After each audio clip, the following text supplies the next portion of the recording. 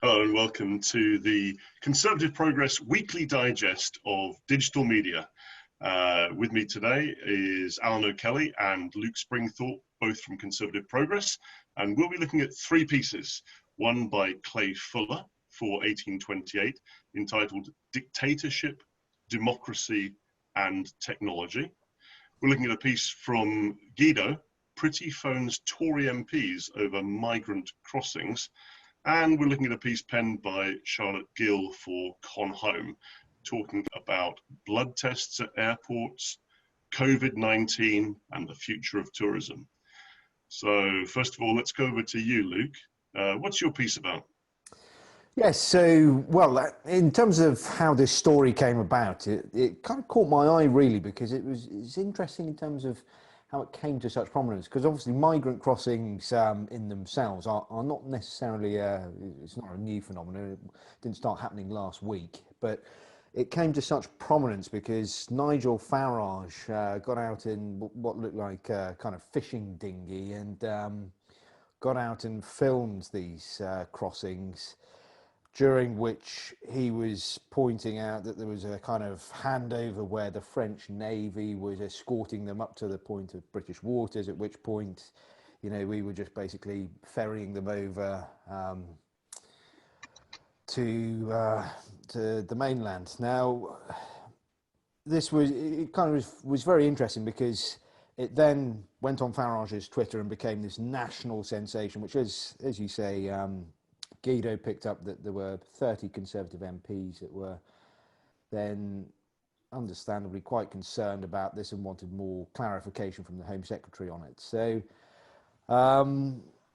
I just found it quite interesting, actually, because obviously what is going to happen now, Nigel Farage is, love him or hate him, he is one of the most gifted communicators in British politics, and what he says goes direct to quite a large audience, actually. So he's clearly decided now that with Brexit gradually becoming something that's in the rearview mirror, obviously still a live issue, but not quite as contentious as it was before, he's now pivoting towards this immigration issue and has chose this crossing issue is his thing at the moment, and that's going to be a bit of a problem for the government, because obviously they're kind of caught between a rock and a hard place, because the Home Office response was that what is going on both sides, both with the French and the British, is that they're complying with international law. So they are obliged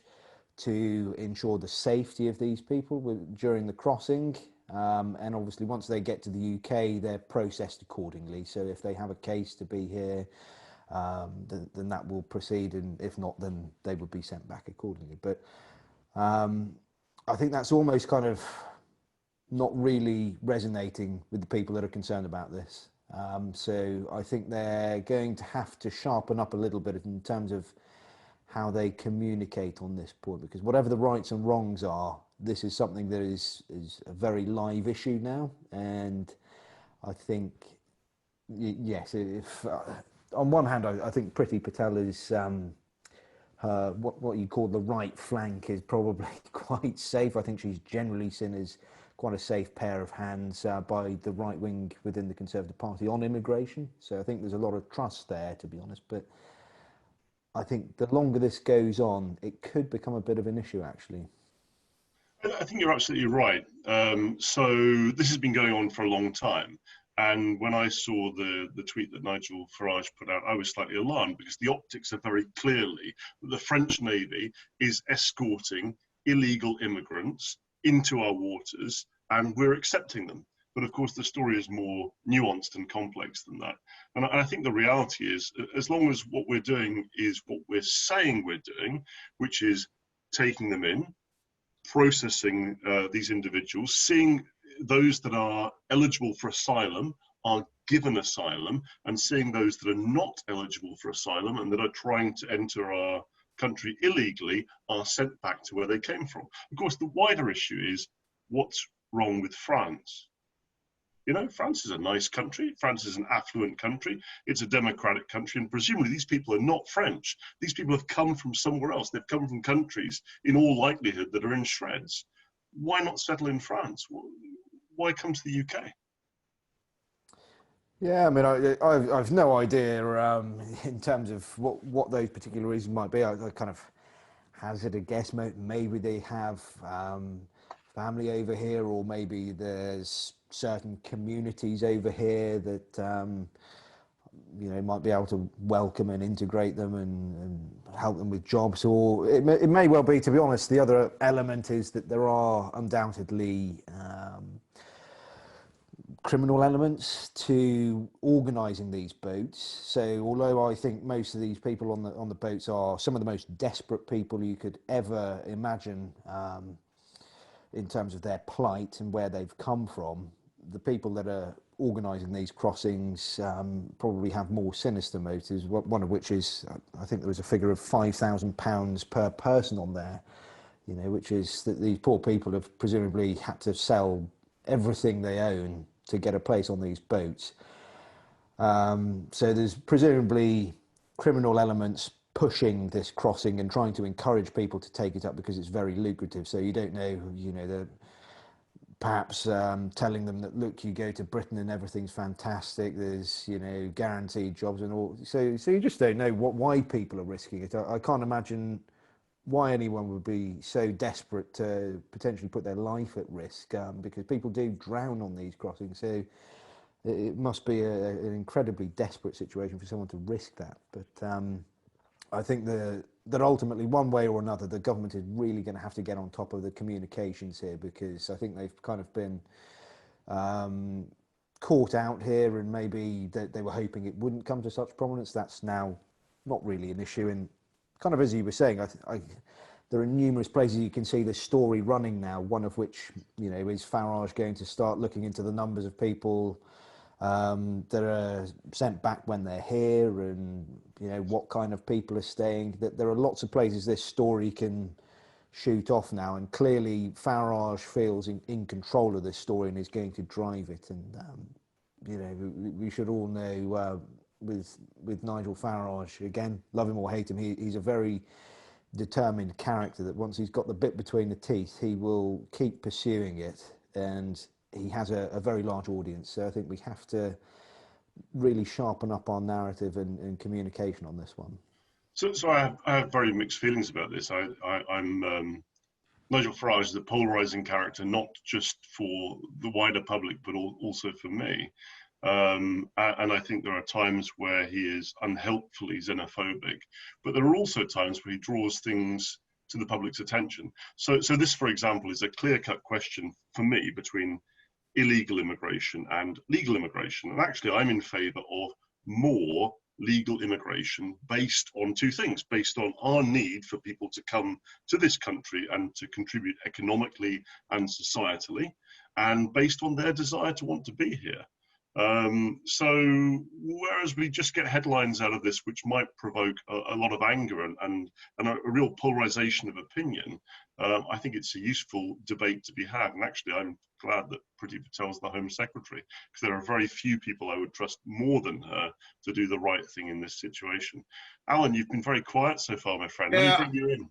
I think there's lots and lots and lots of points you can make on this, but I take your point. I think there's a couple of things that are worth thinking about, though. One is, and I've done no research on this, so this is it is not a example of that. But I think one of the challenges is drawing kind of inferences about broad policy from one or two specific instances. So I don't, it could well be a case that an individual case points to a broader issue, but I don't know yet how big and deep and wide this issue is. But in many ways, it probably doesn't matter. And I think Luke's point is well made about the importance of communication about this. I think the thing we're going to be facing into, and it probably would have happened at some points, and it probably would have happened earlier, is a national debate about immigration. It's been put off for generations because essentially there's been no, the debate hasn't been around, has been about the European Union, and it's been through the prism of that. But there is a question coming up about what is our view of numbers of immigration? What is our view around having, you talk about, and you make, your point is very well made about, like, the difference in legal and illegal immigration, but there's legal immigration is about, having people come into the country to contribute to the economic and cultural and societal point. But we also have a role in the world about, giving people a refuge from, terrible things that are happening in other countries. And I'm not suggesting one way or the other what that should be, but I think one of the things that we have to gear up for is not just a better communication of an existing policy, but what's our future going to look like? And once we exit the transition period, how is that all going to happen? And what is our immigration policy and future and direction going to look like? And I think it's a debate that needs to be had, and it's a debate worth having. And I think Luke's absolutely right that there's a good, strong, robust, and well thought out communication is going to be key to all of this. I hate it when we agree so much. I think you're absolutely right. And I didn't tell the whole story when I said that it should be based entirely on our need for people to come and live and work here and their desire to come here. Because yes, of course, we have got a moral and societal obligation to take people in that are fleeing awful circumstances, because otherwise we're just we're not acting as a responsible player on the global stage. And talking about the global stage, I wanted to go to your piece now, Alan, entitled Dictatorship, Democracy and Technology by this guy, Clay Fuller. And I just wanted to read a quick excerpt because it frames the article in quite a dystopian way. It says, the Chinese Communist Party plans to collect centralized biometric and behavioral data on all living humans, a social credit rating for the entire world. So I had expected that to say for all Chinese citizens, but of course they're wanting to reach way beyond that and get this comprehensive global snapshot. Then it says Vladimir Putin wants to firewall Russia's internet, and most dictatorships are building sovereign cryptocurrencies designed to evade human rights sanctions by transacting without the US dollar. So you've got this bleak, dark, dystopian international frame to the top of the article, but then it unfolds a little bit and it gets a little bit more nuanced. Can you introduce it for us, please? Yeah, it's a really interesting article. And again, it's from Clay Fuller, writing on 1828, which is always a great site for kind of thoughtful and different pieces on things like this. I think it's a great framing. And I mean, the Chinese government's approach sounds like not dissimilar to an episode of Black Mirror from all those years ago. And I think it frames it as very clearly that dictatorships always get ahead of and can always seem to adapt quicker to technology. Whereas oftentimes democracies take a long time to adapt and to figure out a kind of a shared understanding of what the boundaries of the use of technology are in. And, we were talking about this last week around the role of Facebook. And again, it's what is the role of technology in society? I think the challenge is, as I said, dictatorships can move quicker. They're not constrained about political consensus, the rule of law, oftentimes any kind of oversight. But the idea behind the article is that actually technology is not an end in itself. It's a means. It's a tool like any others. And the article talks a lot about comparing it to a hammer. That if a human gets a new tool, gets a new hammer, you're darn right they're going to use it. But it's only a tool, and it can be used for good and it can be used for bad. And we need to stop seeing technology as simply another tool in the armory of authoritarian dictatorships, and see it as also something that can also hasten their demise. In the same ways that the free press and newspapers in the past hastened the demise of dictatorships across the globe, technology will be able to do that. As China expands its surveillance state, more people will have access to the internet. More people will learn about that.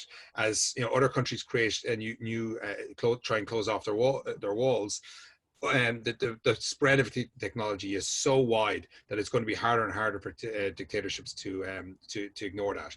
It doesn't say that technology will in itself defeat a dictatorship or will make a democracy great. But what it says is that it can, used by the right people at the right time, it can achieve those aims. And people need to stop seeing technology as being either a good or a bad thing and see it as a tool in any other way. So technology is essentially morally neutral. It's a morally neutral platform, but can be used for good or for evil. What's your take on it, Luke? Yeah, so I liked that the article had a positive slant because I don't know, this is one of those issues where, in terms of certainly China in particular, it's hard to be anything other than depressed about how the state's use of technology. I mean, how people are going to shake the yoke of this off for an organized state like China, and as powerful, with a stronger military and police force. The tools that they are now going to have at the kind of tips of their fingers to place their population under surveillance, and now with this the social capital ratings and the likes, to try and enforce compliance, it really is very, very scary. And I think I don't know, I completely see the point. Obviously technology in itself is not the source of evil here. It's the people that are using it, and I think it's definitely something that we have to be very alive to in the West. But I think in the West there is this healthy, to be honest, I think a bit of cynicism about tech is healthy, because I think it's something that people should be aware, in the wrong hands, can be used as a tool to suppress people and place them under undue surveillance. But I think that balance is generally struck in Western democracies. So I think we're very lucky, frankly, that that debate is alive and well here. And Well, I mean, maybe we'll argue that point. I think you're broadly agree, but I think it's not necessarily a cynicism of technology. It's a cynicism of governments we should have. Like that. Any and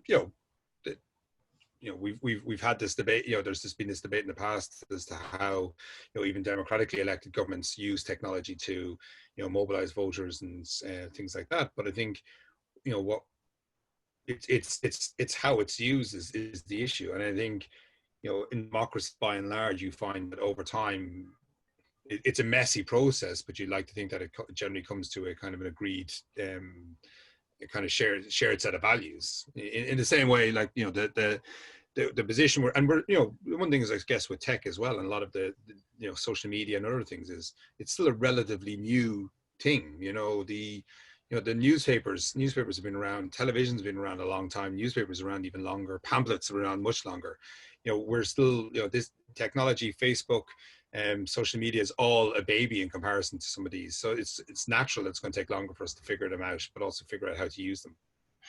I think there's a fundamental difference, though, between some of the examples that you gave and apps and the sort of technology we're talking about. So newspapers and magazines and television and radio were used to broadcast, in both senses, messages out to the masses.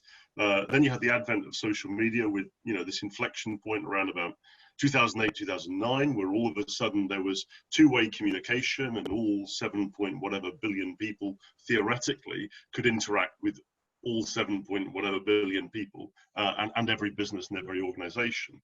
So we went from having a media owner, mass market messaging, to having this level of interactivity, which was unprecedented on scale in the world. And with apps particularly, and wearable technology, and coming down the track fast at us, implantable technology, you've got a whole different set of considerations here. So in the same way that last week we were talking about the difference between publishers and platforms, and what is Facebook and what is YouTube and what is Twitter, and what editorial guidelines should govern it, and who is responsible for those editorial guidelines. So there are questions and considerations with regards to apps, mobile technology, and so on and so forth. And I think there was one phrase in the article you picked out, Alan, which really resonated with me, and I don't have the answers, but it's a question worth pondering, and you alluded to it earlier on. It says, democracy's response to an authoritarian tech assault is predictably slow. Endless hearings, research, journalism, spirited debate, new laws, and bureaucracy. Good governance is rarely petty. So when you see something like DCMS Select Committee hauling these social media giant owners in front of them for hearings, it's a long drawn out process and it's rarely conclusive. But I think it's healthy that we have it, and it's healthy that light is shone on these practices, even if it's frustratingly slow and like tectonic plates moving apart. What do you think? Yeah, I agree with that completely. I think, like, again, the ideal is like there's never going to be a kind of a good old days where we all agree on exactly what on a view on things. Everything's always moving, policy's always shifting, views of the world are always changing. But I think the main thing is that there's a commitment to continue the debate and look at this. And like, look, all of these things are trade-offs. You're absolutely right. The rise of apps and wearable technology is a huge issue. And I consider myself libertarian. It's a huge issue for what role the state has in that. On the other hand, and there's a whole question about how much do people really understand about how much of their data they've given away. On the other hand, it goes without saying is that people have also willingly handed over vast troves of data as well in return for better services, better products, better advertising, all that type of stuff. But I think in a democracy, we're able to have that debate and we're able to at least understand those issues. I think the challenge, and the piece points out, is that obviously authoritarian dictatorships have a much more controlling influence. But I suppose it's kind of optimistic point is that technology can be used to undermine those regimes, that it's not a one-way street. The direction of travel is not towards authoritarianism, or it's not towards some dystopian future, that it can be changed, and it's really about how we use technology. So that brings us neat little segue onto the final article by Charlotte Gill for Con Home. Blood tests at airports, robot microbe killers, and attendance in PPE, how COVID-19 will affect the future of travel. Now it's buzzing around my mind because I want to, the British summer has come early, and thankfully the British summer is lovely so far. I'm enjoying it, but I'd quite like to get off this rock, and I have a standing invite to go to Florida. I was looking the other day at flights, and I can't work out what the FCO's advice is. Only go if it's necessary. And then if you do go, what happens? Do you get quarantined for 14 days? As I think we're talking about doing for people that come into this country. So you come here for a holiday and you'll be stuck in one place for 14 days, after which you presumably fly back, and then fines will be imposed on you if you don't stay within the confines of that, accommodation, whatever that might be. So, leaving aside my personal desire to get away, what do you guys make of this piece? Luke, let's come to you first. Yeah, I saw there was an interesting report on this as well. So obviously the article mentioned it as well, but I think Greece is one of the places that has got ahead in terms of airports and the turnaround time between testing and getting results. So my understanding is people are getting tested at the airports in Greece, and then they have to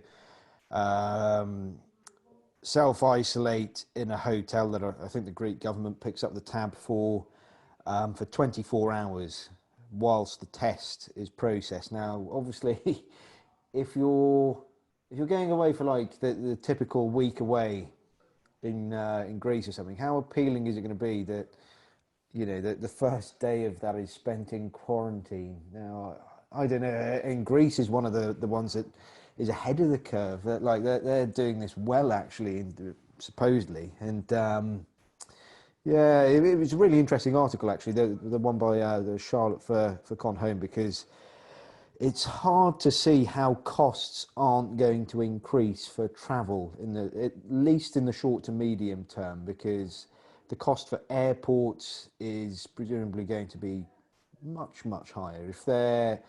You think the delays that are going to happen whilst they test everyone, that's, we think it takes a long time to put your baggage through a detector and take your shoes off for someone to do the little check. Imagine if you're having to do that, and then you have to I don't know how quick these tests are, presumably, what, 10 or 15 minutes per person or something? So that's going to be they're going to have to get more people doing that, or they're going to have to reduce capacity. You're then looking at the situation where, on the financial side, airlines are really struggling at the moment. So some of the peripheral players will go bust. So that means there's going to be less competition. Those that do survive, I know EasyJet, lots of talk that they're going to reduce the fleet size. So the carriers that do survive, less capacity in terms of what they're selling. So, you know, if you just apply very basic supply and demand, there's going to be presumably still roughly the same demand to go and have a family holiday abroad, but a lot less supply to meet that, and more costs when you get to the airport. I mean, the only flip side is oil's very cheap at the moment. So, you know, maybe that'll get passed on in some way, but. I've got a vision of Alan trying to row home to Ireland, being escorted out of our territorial waters by the British Navy. God, yeah, that could well happen at this point. I think that's fair. I think the big challenge is we're in a point now, and I think the article was great, and I think we need to start thinking about these things. I think there's a really question of, like, how likely is it that we'll be able to do in you know, lots of summer holidays this year? Probably, you know, limited. I think it's interesting. It's interesting that this is all focused on the holiday thing, and which natural, because that's, you know, it touches a lot of people's lives. But you would have thought the first question would be, I mean, business travel at some point has to begin, surely. And actually, these restrictions essentially say there will be no business travel, because whatever your chances of spending one day in a, you know, of a week in a quarantine facility, you're not going to spend one day of a, you know, 2-day business trip, a 3-day business trip. And okay, technology like, you know, the one we're on now has changed that, and has, you know, maybe for a lot of people is reimagining how international business travel work. But I think there still remains, for a lot of people and for a lot of businesses, the need to travel, the need to visit factories, the need to move about. And this idea that, you know, very restrictive practices will limit that could have a huge and detrimental impact on our ability to restart the economy and restart the global economy. And there's going to be large numbers of people that are going to have to travel anyway. I mean, again, you know, this quarantine thing, I note that, like, you know, there seems to be quite a number of carve-outs for freight drivers, people who are coming to pick fruit and things like that. It starts to become a question of, if there's a significant number of carve-outs, is it why are you inconveniencing large, you know, significant numbers of people if the aim is to stamp out the virus? I think all of this points to one final point on this is, all of this comes to a very important thing that we're going to debate in the future, is how do we learn to live with this virus? And what is society going to learn to live? What's normal going to start looking like? And are we going to accept huge restrictions over time, or is it going to have to be, you know, there's going to be a level of risk we learn to live with? And I don't have the answer to that, and I'm not sure anyone does. And it's definitely a conversation we all have to have, but that's going to be the answer to this, because the presumption that we'll all just live in lockdown forever might be true, but that's not a debate anyone has had. I think, yeah, lots of questions and not many answers, and we probably ought to wrap it up now. But I'd just like to say thank you to order.com, to Con Homan, to 1828, and to our authors, to you, Alan, and you, Luke, and leave you with one final thought that just popped up on my screen, that Westminster pubs will begin reopening in 5 weeks, according to Guido. Leading Oxford scientist in theoretical epidemiology, Professor Sunetra Gupta, has told Unheard that pubs and restaurants could reopen tomorrow, and we're recording this on Friday, so that's this weekend, without posing a threat of a second wave of coronavirus. Similarly, getting Guido's hopes up are the British Beer and Pubs Association, who announced that the UK has 27,000 pub gardens that could reopen with physical distancing measures from the 4th of July. So maybe that will be our alternative. In time for Independence Day. And on that note, thank you very much, guys. We will see you all again next week. And don't forget to subscribe if you're watching this on YouTube, because I got rapped over the knuckles for not saying that last week. Cheerio. Thanks.